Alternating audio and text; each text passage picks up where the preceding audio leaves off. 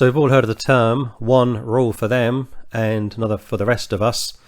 And this short clip, audio not particularly good, I do apologise in advance, is typical of a two-tier policing system in Britain in 2025.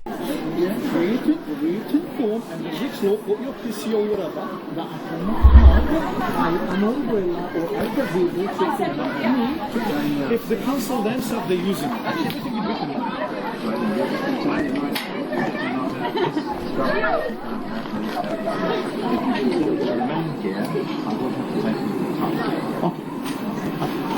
What I'm saying, give me a letter. You're not going to get my details. You're not going to get anything. We can call police to sort it out. I've been street preaching in Britain for over 20 years. I've had clashes with civil and also police officials telling me where I can and cannot stand, what I can and can't even preach, and also how much volume I can use to get the gospel out. And these two chaps in red tops have no real authority. But at the same time, gazebos, it would appear, are not permitted on British high streets without permission from local authorities. We call this a bylaw, and yet this Muslim is digging his heels in because, of course, he knows that the law is very much on his side. What I mean by that, Islam enjoys special status in this country. Yes, it's good to see the authorities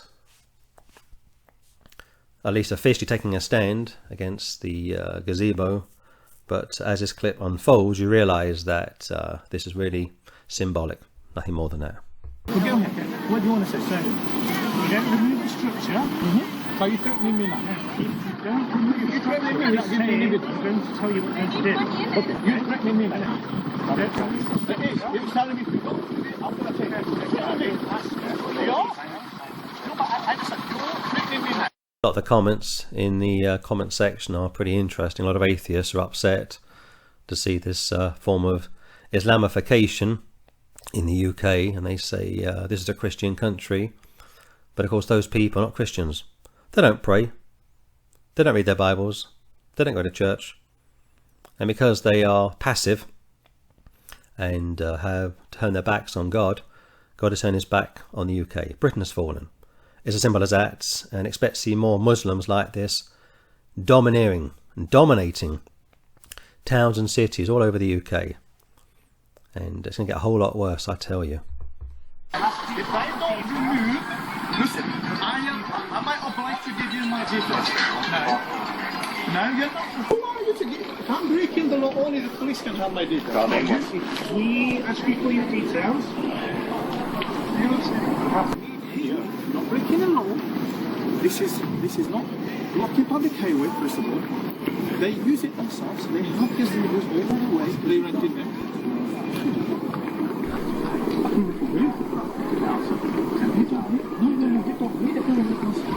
They call this police discretion, meaning they can or decide not to get involved. But the fact of the matter is a bylaw has been breached in a British city, and as usual the police are not wanting to get involved. It's too political. It's a hot potato. And the Muslim knows it, the police know it, we all know it of course. Because British people have allowed this to happen, and when clips like this become viral, they start to worry. And because Christians don't street preach as much as they used to do, because churches are mostly apostate, ecumenical, liberal, they are folding from within, but of course Islam is growing. All the isms are growing in this country. Heathenism, paganism, Satanism. But Christendom, Christianity for the most part, no.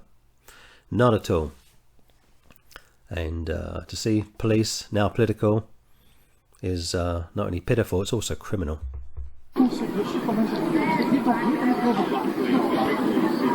understand, but they are trying to Do you want to go and speak to them? No, I'm not praying against them to use that. I want them to stay away from me because I'm not doing anything wrong. I am. They're not the police. They're not the authority. They can't be police involved.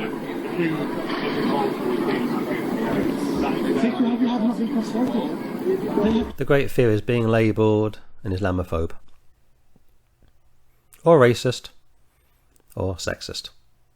But an Islamophobe, for those in public authority, really means you lose your job. And the police know that the politicians will never back them. The media will never back them. So, at the end of the day, the police have an impossible job to do. This isn't really about a gazebo. It's really about whether or not the state have the teeth to enforce their own laws. Christians, well, of course, they are easy targets. They'll shut Christians down, silence street preachers, arrest such people. But a Muslim giving out Qurans under a gazebo, they will not get involved whatsoever. I know, but it's not in I understand, but they have not. It's been out there in the media. They can do it in the media, but they have not consulted the people. You do this They're not going to consult everybody. You have to people affected or that. You're only going to speak to them. When you say that, first of all, if I go to the court, what area? It has to be a mosque. So you have to provide the mosque. Yeah, it has to be right. Those that live locally are saying that after this conversation came to a head, the Muslim stayed put and returned. Days later, and the powers that be decided to look the other way. This clip goes on for another couple of minutes, but you get the gist of it, so I'll give you a scripture and I'll close. 2 Timothy chapter 3 verse 1. This know also that in the last days perilous times shall come.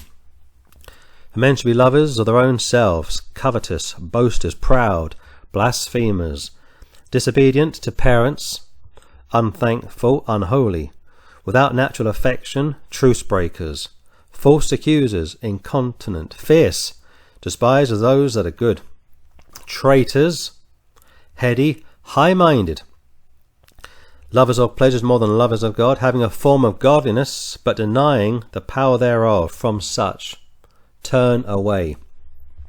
Britain has fallen. British people have allowed this to happen due to being passive, spineless, indifferent, and clips like this are going to become more and more common, and you better get your children saved. You better teach them the Bible. You better understand the British culture, which historically has been Christian. Otherwise expect more from Islam, heathenism, and other false ideologies to just come along and to swallow up what is left of the British culture. I need all of these forms. When you give me just these,